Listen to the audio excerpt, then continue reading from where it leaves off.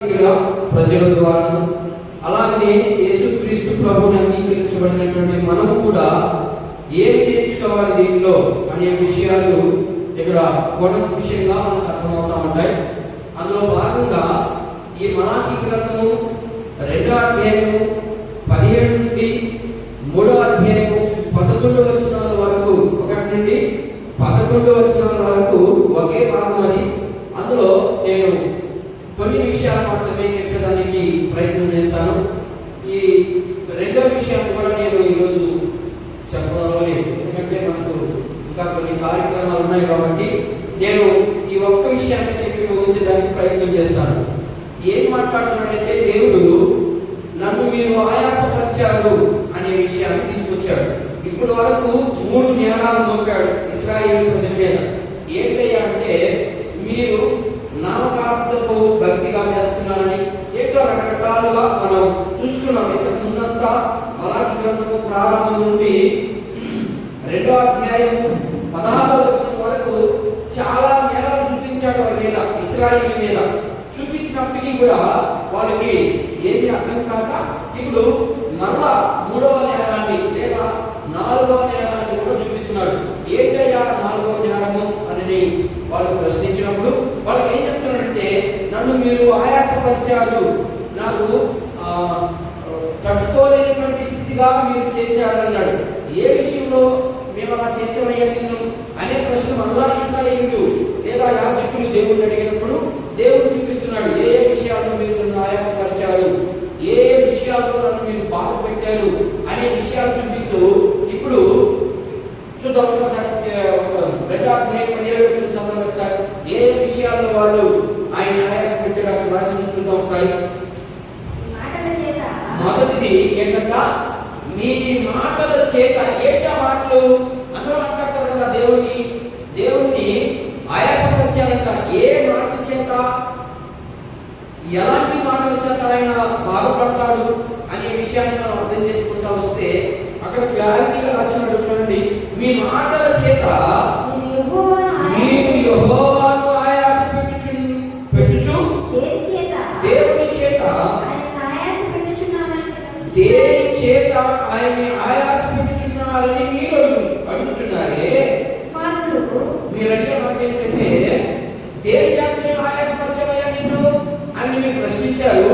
నేను చూపిస్తున్నాను ఏంటి అంటే దుర్మార్గులు యెహోవా దృష్టికి మంచివారు అంటున్నాడు. ఏంటంట, దుర్మార్గుల్ని నువ్వు ప్రేమిస్తున్నావు, నీకు వాళ్ళు మాత్రమే మంచోడు అయిపోయారు కానీ మేము మాత్రమో చెడ్డోడు అయిపోయామా? అదే ప్రశ్నించారు కదా. ఏంటయ్యా మీరు నన్ను ఏ విషయంలో అవమానపరిచారు, లేకపోతే మీరు ఏ విషయంలో నన్ను ఆయాస పెట్టారని దేవుడు అడిగినప్పుడు ఆ ప్రశ్న జవాబిస్తా ఉన్నాడు దేవుడు. ఇశ్రాయేలు ఆయన అడిగినప్పుడు దేవుడు ఇశ్రాయేలుకి జవాబు చెప్తున్నాడు. ఏ విషయాలు ఏంటంట, దుర్మార్గులు యెహోవా దృష్టికి మంచివారై వారి ఎంతో ఆయన సంతోషపడతాడా దేవుడు? దుర్మార్గుల విషయంలో దేవుడు సంతోషపడతాడా, బాధపడతాడా? బాధపడతాడు ఆయన. కానీ వీళ్ళు ఏమంటారంటే ఆయన్ని, నువ్వు మేమేమో సక్రమంగా భక్తి చేస్తున్నావు, మేమైతే నీకు ఇవ్వవలసినంతా ఇస్తున్నాం, కానీ నువ్వు మమ్మల్ని పెట్టేసి భక్తిహీనులుగా ఉన్నటువంటి వారిని నువ్వు ఆశ్రయిస్తున్నావు, వాళ్ళ ఎవరు నువ్వు సంతోషపడుతున్నావు అని చెప్పాడు. ఇంకా చూడు, ఇంకా ఏ విషయాల్లో వాళ్ళు ఆయాసపడ్డారు చూడండి. ఏంటంటే అలా దుర్మార్గులు రెండో విషయం చదువు. దుర్మార్గులు యెహోవా దృష్టికి మంచివారు, వారి యందు ఆయన సంతోషపడును. ఎవరి యందు? దుర్మార్గులు యందు సంతోషపడతారంట. రెండో విషయం. మూడో విషయం లేక న్యాయకర్త దేవుడు ఏమాయనో 3 విషయాలు మాట్లాడేవాడు.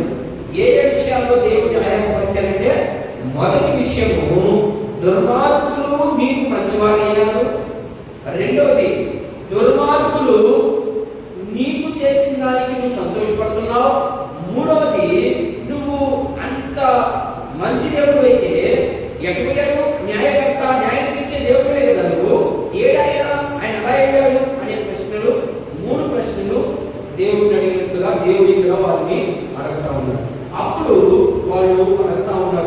చూడండి, దేవుని ప్రజలైనటువంటి ఇశ్రాయేలు, లేకపోతే దేవుని చేత ఏర్పాటు చేయబడినటువంటి ఇశ్రాయేలు, ఐగుప్తు నుంచి బయటికి తీసుకొచ్చినటువంటి దేవుడు చేసినటువంటి అద్భుతాలు ఇంకా మనం పాడుకున్నాం. ఏంటంటే పగలు మేఘస్తంభం కాదు, రాత్రి అగ్నిస్తంభం కాదు తీసుకొచ్చి వాళ్ళు బానిస బ్రతుకుల్లో ఉన్నటువంటి వారిని విడిపించి తీసుకొచ్చి ఎర్ర సముద్రాన్ని, అలాగే యోర్దాను నదిని ఎన్నో యుద్ధాలలో విజయాలు జరిగించినటువంటి దేవుణ్ణి వీళ్ళు ఏం చేశారు అంటే దేవుని ఆయాసపరిచే విధిగా మాట్లాడుతూ ఉన్నారు. అందుకని దేవుడు వాళ్ళ మీద నేరారోపణ చేస్తూ ఉన్నాడు. అందుకని ఇశ్రాయేలీయులాగా మనం కూడా ఆయన ఏమన్నా ఆయాసపరుస్తున్నామా? ఏ విషయాల్లో ఆయాసపరుస్తా ఉంటే కొన్ని విషయాలు మాత్రమే నేను చూపించడానికి ప్రయత్నం చేస్తాను. ఆ ఆయాసపరిచినప్పుడు మనం కూడా ఏమిటి మాట్లాడతామంటే చూద్దాం ఒకసారి. కీర్తన గ్రంథం 5వ అధ్యాయం చూడండి ఒకసారి. ఇక్కడ కొన్ని మాటలు భక్తులు రాస్తా ఉన్నాడు, కొన్ని మాటలు మాట్లాడుతున్నాం. చూడండి, దేవుని పిల్లలై ఉండి మనము కూడా దైవారాధన చేస్తూ, ప్రార్థన చేస్తూ, యాచన చేస్తూ, విజ్ఞాపన చేస్తూ, దేవుడు మా పట్ల చేసిన మేలును మనం అనుభవిస్తూ, అన్నింటినీ కూడా అనుభవిస్తూ, మరలా మన విషయంలో ఏదో ఒక విషయంలో నిర్లక్ష్యమో లేకపోతే ఆలస్యమో జరిగితే మనం ఎలా మాట్లాడతామంటే, మనం కూడా ఇశ్రాయేలీయులు ఎలాగ మాట్లాడారో అలాగే మన కోసం ప్రాణం పెట్టినటువంటి ఆ పరిశుద్ధమైన దేవుణ్ణి ఎలా సనగతామో మనం కూడా ఇశ్రాయేలీయులాగే సనగతామని అక్కడ రాయబడి చూడండి. కీర్తన 5వ అధ్యాయం 4వ వచనం చూడండి ఒకసారి. నీవు దుష్టత్వమును చూసి ఆనందించు దేవుడు కావు. ఏంటంటే అయ్యా నీవైతే చాలా మంచి దేవుడివి. మంచి దేవుడు ఆయన, మంచి దేవుడా చెడ్డ దేవుడు ఆయన? మంచి దేవుడే. కానీ పాత నిబంధనలో ఉన్న మాటకి కొత్త నిబంధనలో ఉన్న మాటకి వేరియేషన్ ఇప్పుడు కనబడుతుంది. ఏంటంటే ఆయన మన చదువు ఒకసారి. నీవు దుష్టత్వమును చూచి ఆనందించు దేవుడు కావు. ఆనందించే దేవుడు కావు. చెడుతనమునకు నీ యొక్క చోటు లేదు. మనం మంచోడు చెప్పాడు ఆయన. ఏంటంటే పాత నిబంధనలో ఉన్నటువంటి దేవుడు నీవు దుష్టత్వానికి నీ దగ్గర చోటు లేదు, చెడుతనానికి నీ దగ్గర చోటు లేదు అన్నాడు. మనం మంచోడునా? మనం మంచోడు కానప్పుడు మనం ఏం చేయాలి? దేవుడు మనం కూడా దేవుడు దానికి అప్పగించాలి. కానీ మనం అప్పగించకుండా మనం చేసినటువంటి చెడు క్రియలను మనం ఎఫెసీ పత్రిక 2వ అధ్యాయంలో మనం చూస్తే చూద్దాం ఒకసారి. ఎఫెసీకి రాయబడినటువంటి పత్రిక 2వ అధ్యాయం చూద్దాం ఒకసారి. మనం ఎలాంటి స్థితిలో ఉన్నా, మన పరిస్థితి ఏంటి చూద్దాం. ఎఫెసీకి రాయబడిన పత్రిక మన పరిస్థితి ఏంటి? ఆయన అయితే దుష్టత్వానికి, చెడుతనానికి చోటిచ్చే దేవుడు కాదని పాత నిబంధన గ్రంథంలో కీర్తనకారుడు తెలియపరిచాడు. అయితే మన దేవుడు నీ కోసం నా కోసం ప్రాణం పెట్టినటువంటి దేవుడు ఆయన అలాంటి ఉద్దేశాలతో ఉన్నాడు రాయబడి చూడండి. మనము మీ అపరాధముల చేతను పాపముల చేతను చచ్చిన వారై ఉండగా ఎవరైనా తండ్రి అయిన దేవుడు క్రీస్తుతో కూడా మనం ఏం చేశారంటే ఎప్పుడైనా క్రీస్తుతో కూడా బ్రతికించను. ఆయన బ్రతికాడు, మీరు కూడా బ్రతికే ఉన్నారు. ఎలా బ్రతికే ఉన్నారు అంటే మీ పాపములన్నీ ఎలా పోయాక కొట్టివేయబడ్డాయి. మరి ఇలాగ పాత నిబంధనలో చూసుకున్నటువంటి మాటలను బట్టి దేవుడు అన్యాయం చేసే వారికి దేవుడుగా ఉంటాడా? ఉండనే ఉండడని మనం అనుకుంటాం. కానీ అందుకనే రోమీయులకు రాయబడిన పత్రిక ఒకసారి కొన్ని మాటలు చూద్దాం. చూడండి, రోమీయులకు రాయబడినటువంటి పత్రిక 8వ అధ్యాయం చూద్దాం ఒకసారి. ఆయన ఎలాంటి దేవుడు? మన దేవుడు ఎలాంటి దేవుడు? చాలా మంది అనుకుంటారు ఆయన్ని చాలా రకాలుగా అనుకుంటారు. 8వ అధ్యాయంలో పాపము ఎక్కడ విస్తరింపబడునో అనే మాట కనబడుతున్నాయి. 8లోన 5వ అధ్యాయంలో చూడండి ఒకసారి. పాపము ఎక్కడ విస్తరింపబడునో అక్కడ కృప అపరిమితంగా ఉంటుంది. చూడండి ఒకసారి. 5వ అధ్యాయం 21వ వచనం. 20-21 చదవండి. 20-21 చదవండి. రోమీయులకు రాయబడిన పత్రిక 5వ అధ్యాయం 20వ వచనం నుంచి. మరియు అపరాధ విస్తరించెను. ఆయనను పాపము మరణము ఆధారం చేసుకుని ఎలాగో ఏలునో అలాగే నిత్య జీవము కలుగుటకై నీతి ద్వారా కృపయు మన ప్రభువైన యేసుక్రీస్తు మూలముగా ఏడు నిమిత్తము పాపము ఎక్కడ విస్తరించునో అక్కడ కృప అప్రమితంగా ఉంటుందని దేవుని వాక్యము సెలవిస్తా ఉంది. మరి ఇందాక మనం చదువుకున్న మాటలకి యేసుక్రీస్తు ప్రభువు వారు మాట్లాడినటువంటి మాటలకి చాలా వ్యత్యాసం కనబడతా ఉంది. మన దేవుడు ఎవరైతే పాపం చేస్తా ఉన్నారో వారి ఎడల కృప చూపిస్తాడు. ఎప్పటి వరకు అయినా ఈ కృపా కాలము అయిపోయేంత వరకు. ఆ తర్వాతగా పాపం మీద ఆయనకి ఎలాంటి ఉద్రేకం కలుగుతుందో మనం ప్రకటన గ్రంథాన్ని అలాగనే ప్రవక్తల గ్రంథాన్ని మనం చదివినప్పుడు మనకు అర్థమవుతుంది. సరే, నేను ఇక్కడికి వెళ్ళను కానీ మనం ఎందుకు దేవుడిని స్మరణతాం అనే విషయాన్ని మనం తీసుకునే ప్రయత్నం చేద్దాం. ఎందుకు మన పట్ల మనము దేవుడిని ఆయాసపరుస్తామంటే మనం ఇలా చెప్పుకున్నట్టుగా ప్రార్థన చేస్తాం, యాచన చేస్తాం, విజ్ఞాపన చేస్తాం. అన్ని విషయాల్లో దేవుడికి అనుకూలంగానే ఉంటాం. కానీ మనము చేసే విషయాల్లో సులువులు గురుగులు నేనే చేయాలన్నా, నాకే పుట్టిందా ఈ బాధ, ఇంకెవరు లేరా, ఇలాంటి సులువులు ఎప్పుడైతే మనం చదువుతామో అప్పుడు దేవుడిని మనం ఆయాసపడినట్టని దేవుని వాక్యము చదివిస్తా ఉంది. అలాంటి వారికి ఎందుకు దేవుడు అలాంటి వారిని వ్యాపించుతాడు? ఎందుకు అలా మనం మాట్లాడతామంటే ఆయన ఏమన్నా మౌనంగా ఉంటే దేవుడా నీ పట్ల అన్యాయం జరుగుతూ ఉంటే గమ్ముగా ఉంటాడా? నిన్ను అనేకులు దూషిస్తూ ఉంటే నీవు మౌనంగా ఉండే దేవుడు కాదు. నేను అన్యాయంగా ఉంటే దేవుడు మౌనంగా ఉన్నాడు. కొంతకాలం వెయిట్ చేయాలి. ఎందుకంటే ఆయన ప్రేమస్వరూపి. ఆ ప్రేమస్వరూపికి కొంతకాలం నీకు టైం ఇస్తాడు. ఆ టైం దాకా నువ్వు ఓపిక పట్టుకొని ఉండాలి. నేను అందుకని ఆ అనుభవంలో నడిపించడానికి నీకు కొన్ని శ్రమలు, కొన్ని కష్టాలు, కొన్ని కడగలు నీకు దేవుడు అనుగ్రహిస్తాడని దేవుడు వాక్యం చదివిస్తాము. కాబట్టి రెండు విషయాలు మనం చూద్దాం. అలాంటి అనుభవాలు ఎవరైనా ఉన్నారా? ఒక్కొక్కరు వెలిగించి ప్రార్థన చేసినటువంటి ప్రార్థనా వారు ఉన్నారు, నీకంటే గొప్పవారు ఉన్నారు, నీకంటే శ్రమను అనుభవించినటువంటి వారు ఉన్నారు. మరి ఎక్కడ కూడా దేవుణ్ణి సొనగలేదు. కొన్ని విషయాలు చూసి మనం ఊహించుకోవడానికి ప్రయత్నం చేద్దాం. ఆశాభక్తుడు ఎలా అంటున్నాడు చూద్దాం. 73వ కీర్తన చూడండి. 73వ కీర్తన ఆశాభక్తుడు ఎలా అంటున్నాడు చూడండి. ఏమంటున్నాడు ఆయన? ఆశాభక్తుడు రాసినటువంటి కీర్తన 73వ కీర్తన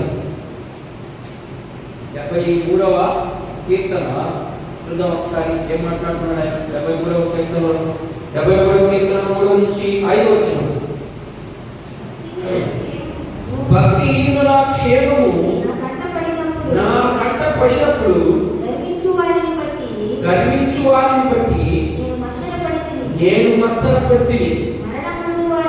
మరణమందు వారికి యాతనలు లేవు, వారు పుష్టిగా ఉన్నారు. ఇతరులకు కలుగు ఇబ్బందులు వారికి కలగవు. ఇతరులకు పుట్టినట్లు ఏంటంటే ఏమంటున్నాడంటే, ఓ ప్రభువా, ఓ దేవుడా, మేమైతే నీ ప్రజలమే, మేమైతే నువ్వు చెప్పినలా చేస్తా ఉన్నామే, మాకే శ్రమలు వస్తున్నాయి. ఇతరులకైతే ఏమేమి రావంట? వాడికి యాతన ఉండదు. ఎవరికి? అన్నిటికీ. దేవుడిని ఎరగనటువంటి ప్రజలకి ఏమని చెప్తా ఉంటాడు ఇక్కడ అసంపత్తుడు. ఓ ప్రభువా, వాళ్ళకైతే మరణ వేదన ఉండదు, ఇంకా వాళ్ళకి యాతన ఉండవు, ఇంకా ఏమేమి రాస్తున్నాం అక్కడ? మరణ యాతన లేదు, వారి పుష్టిగా ఉంటారు, వారు బలంగా ఉంటారంట. దేంట్లో? శారీరక సంబంధమైనటువంటి విషయాలలో. ఆ బలవంతా ఒకరోజు ఏమైపోద్ది? మట్టి పాలైపోతుంది. కానీ నేను మాకు ఎట్టి పరిస్థితుల్లో దేవుని ప్రజలుగా ఉన్నటువంటి మనవాళ్ళైనా మన చెయ్యి విడిచినట్టే ఉంటాడు. కానీ పడిపోయినప్పుడు గమ్ముగా ఉంటాడు. ఆయన నేను అవగిస్తానికి ప్రయత్నం చేస్తాడు. మరి ఇంకొక భక్తుడు ఏమంటున్నాడు చూద్దాం ఒకసారి. ఇర్మియా గ్రంథం. ఇర్మియా భక్తుడు ఏం చెప్తాడు? ఇదంతా మంచి భక్తి పనులు. వాళ్ళు ఎలా మాట్లాడుతున్నారు చూడండి. దేవుడిని ఆయాసపరిచే రీతిగా మాట్లాడుతూ ఉన్నారా? మాట్లాడుతూనే ఉన్నారు. మరి నేను కూడా అలాగే మాట్లాడుతున్నామా? మనం మాట్లాడుతూ ఉంటే దేవుణ్ణి మనం ఎప్పుడు అర్థం చేసుకుంటాం? దేవుని మనం ఎప్పుడు సరి చేసుకుంటాం? దేవుని విషయాల్లో మనం ఎప్పుడు సరి చేసుకోగలం? చూద్దాం. ఇర్మియా గ్రంథం చదవడం చూద్దాం. 12వ అధ్యాయం 1-2 వచ్చినారు. ఇర్మియా గ్రంథము 12వ అధ్యాయం 1-2 వచ్చినారు. తొందరగా ముగిస్తాం. ఒక 2 విషయాలు మనం చూసుకోండి. యెహోవా వాదించినప్పుడు నీవు నీతిమంతుడుగా కనబడదు. నీవు నీతిమంతుడుగా కనబడు. అయినను న్యాయము విధించుటను గూర్చి నేను నీతో మాట్లాడుదు. దుష్టులు తమ మార్గములలో వర్ధిల్లలేదా? ఏం మాట్లాడుతున్నాడు ఇక్కడ? దుష్టులు వారి మార్గములో వర్ధిల్లింపజేస్తారా? అవుతారా? అసలు జరగని పని. కానీ ఈరోజు మీరు గమనించండి, దుష్టులే బహు సంతోషంగా ఉంటారు, దేవుని పిల్లలు మాత్రం చాలా భయంకరంగా ఉన్నారు. ఎందుకంటే దేవుని సమయము ఆసన్నమైంది. దేవుడు త్వరగా రానే ఉన్నాడు. దేవుడు త్వరగా వచ్చేటప్పటికి దుష్టులు ఎలా ఉంటారంట? మనం నిన్న రాత్రి కొన్ని డౌట్లు మీరు అడిగారు. ఎవరు ముందు బాదుకుంటారు? ఎవరు బాదుకుంటారు? ముందు యేసుప్రభుని నమ్ముకున్నారు బాదుకుంటారా? ఏం బాదుకోరు. ఎవరు బాదుకునేది వీళ్ళే. ఎవరు ఆ బ్యాచ్ అంటే ఈ బ్యాచ్. రేపు మధ్యాకాశం రేపు ప్రభు వచ్చినప్పుడు గుండెని బాదుకునేది ఎవరే అంటే బలము కలిగిన వారు, పుష్టిగా ఉన్నటువంటి వారు, దేవునిలో మత్సరం పడిన వాళ్ళందరూ కూడా గుండెలు బాదుకుంటారని దేవుని వాక్యం సెలవిస్తా ఉంది. అలాగే న్యాయకర్తైనటువంటి దేవుడు ఎందుకు మౌనంగా ఉంటాడంటే వారికి అవకాశాన్ని ఇస్తాడు. ఇంకా మాట్లాడేమో నా పిల్లలు, ఇంకా తీసుకుంటారేమో నా పిల్లలని ఆమె మౌనమై ఉన్నాడు. ఆయన త్వరగా రాకుండా ఆగిపోవడానికి కారణం ఏంటి అంటే ఇదే కారణం. ఇంకా నా పిల్లలు మాత్రం 8 సంవత్సరాలు అయిందని చెప్పి ఇదిగో నేను త్వరగా రాబోతున్నానని యేసు ప్రభు చనిపోయిన తర్వాత ఇంచుమించు 45 సంవత్సరాల తర్వాత మాట్లాడిన మాట పరిశుద్ధాత్మ దేవుని చేత. ఎట్లా యేసుక్రీస్తు ప్రభు చనిపోయిన తర్వాత, చనిపోయి తిరిగి లేచి ఆరోహణమైన తర్వాత ఆయన మాట్లాడిన మాట ఇంచుమించు యేసుక్రీస్తు ప్రభు లేచి వెళ్ళిపోయిన తర్వాత 40 సంవత్సరాల తర్వాత చెప్పబడిన మాటలు ఇంకా నెరవేర్చబడలేదు. కారణం ఏంటి అంటే ఆయన ప్రేమ స్వరూపుగానే ఉన్నాడు కాబట్టి ఆయన రాకుండా ఇప్పుడు ఇంకా మాట్లాడుతున్నాడు, ఇంకా తెలుసుకున్నారని ఉన్నాడు. ఇప్పుడు ఇలాంటి విషయంలో ఇంకొక మాటలు చూడండి. హబక్కూకు గ్రంథం ఆయన ఇంకా చాలా స్పష్టంగా మాట్లాడతారు చూడండి దేవుడు. హబక్కూకు గ్రంథం 1వ అధ్యాయం 1 నుంచి 4 వచనం చదువు. హబక్కూకు రాసినటువంటి గ్రంథం మీ కాదు పక్కనే ఉన్న చూడండి. హబక్కూకు రాసినటువంటి గ్రంథం నహూము గ్రంథం పక్కనే ఉంటుంది చూడండి. 771 పేజీ నెంబర్ 771 పేజీ, పాత నిబంధన పుస్తకంలో చూద్దాం ఒకసారి. హబక్కూకు దేవుడితో ఇలాంటి ప్రశ్న వేస్తున్నాడు. ఏం ప్రశ్న వేస్తున్నాడు చూడండి. ప్రవక్తయగు హబక్కూకునకు దర్శన రీతిగా వచ్చిన దైవోక్తి, యెహోవా నేను మొరపెట్టినను నీవు ఎన్నాళ్ళు ఆలకింపకుందువు, బలాత్కారము జరుగుతున్నదని నేను నీకు మొరపెట్టుదును. నీవు రక్షింపకపోయినావు, నన్ను ఎందుకు దోషము చూడనిచ్చుచున్నావు? నా బాధ నీవేళ ఊరికియే చూచుచున్నావు. ఎక్కడ చూచుచున్నావు? నాశనమును బలాత్కారము అగుపడుచున్నవే, జగడములను కలహములను రేపుచున్నవే.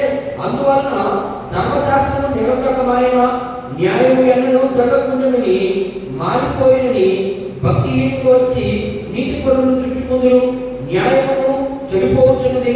మీరు ఇంకా చదువుకుంటే అంతా వాడి గురించి మాట్లాడతారు. అయ్యో మేము నీతిగా ఉన్నామే, మేము యథార్థంగా ఉన్నటువంటి ప్రజలను నువ్వు హింసిస్తా ఉన్నావు, లేకపోతే తప్పు చేసినటువంటి వాక్యాలను నువ్వు చూపిస్తున్నావు. మా ప్రార్థన ఎక్కడికెళ్తుంది? మేము చేసే ప్రార్థన ఎగిరిపోతుంది అని హబక్కూకు ఇక్కడ మాట్లాడడం జరుగుతా ఉంది. అందుకని హబక్కూకుతో దేవుడు కింద వచ్చినట్టు మాట్లాడుతూ ఏం చేశారంటే ఇశ్రాయేలీయులు వాళ్ళ ఇష్టానుసారంగా ప్రయత్నం చేస్తా ఉన్నారు. ఇక్కడ ప్రయత్నం చేసినప్పుడు దేవుడు మౌనంగా ఉన్నాడు. కానీ పాత నిబంధనలో లేకపోతే ప్రవక్తలు చెప్పినటువంటి దేవుడికి ఇప్పుడున్నటువంటి దేవుడికి చాలా వ్యత్యాసం ఉంది. ఎందుకంటే పాత నిబంధనలో ఎవరైనా తప్పు చేస్తే, మీరు సంఖ్యాకాండాన్ని మనం చదివినట్లయితే సంఖ్యాకాండంలో కోరాహు కుమారుడు ఉన్నాడు. మీకు అందరికీ తెలిసిన స్టోరీ. కోరాహు కుమారుడు ఎప్పుడైతే మోషే మీద సనిగేలో ఇది వెంటనే ఏమైంది? భూమి నెలవించి అందరిని మింగేసినట్టుగా మనం చూస్తాం అక్కడ. ఎందుకని? దేవుని బిడ్డని ఏదైనా ఒక మాట అంటే భూమి 2 పాయలుగా చీలి నెలవించి మింగివేయడం చూస్తా ఉన్నారు. అందుకని ఆ భాగాన్ని జ్ఞాపకం చేసుకొని ఈ హక్కుకు ఏం మాట్లాడుతున్నాడు, అయ్యో మా పిల్లలు చెప్పినటువంటి దేవుడు లేడా, నువ్వు ఎందుకు మౌనం అయిపోయావు, మా పిల్లలు దేవుడు తప్పు చేస్తే చంపేస్తాడనే, మా పిల్లలు దేవుడు ఏదైనా చేస్తే అప్పటికప్పుడే చూపిస్తాడనే, మరి నేను మొదలుపెడుతున్నానే, ఇశ్రాయేలు నీకు వ్యతిరేకంగా చేస్తా ఉన్నారే, ఎందుకు గొప్పగా ఉన్నావు, ఓ దేవుడా ఎక్కడున్నావు, అదే కదా ఎజ్రా కూడా ప్రార్థన చేసింది, అదే కదా, ఓ దేవుడా ఎక్కడున్నావయ్యా, ఇక్కడేమో ఆజ్ఞ బయలుదేరిపోయింది, ఇశ్రాయేలు పట్ల నీకు కనికరం లేదా, మా పట్ల నీకు యూదుల పట్ల నీకు కనికరం లేదా అన్నప్పుడు వీళ్ళందరూ అలా ఉపవాసం ఉంది. అందుకనే కదా మనం భస్మపు ద్వారం కొన్ని విషయాలు చెప్పాను. భస్మపు ద్వారం అంటే ఏంటి, భస్మం అంటే బూడిద పూసుకొని సిలువ వేసుకొని ఏం చేయాలా, ప్రార్థన చేస్తారు. ఇదంతా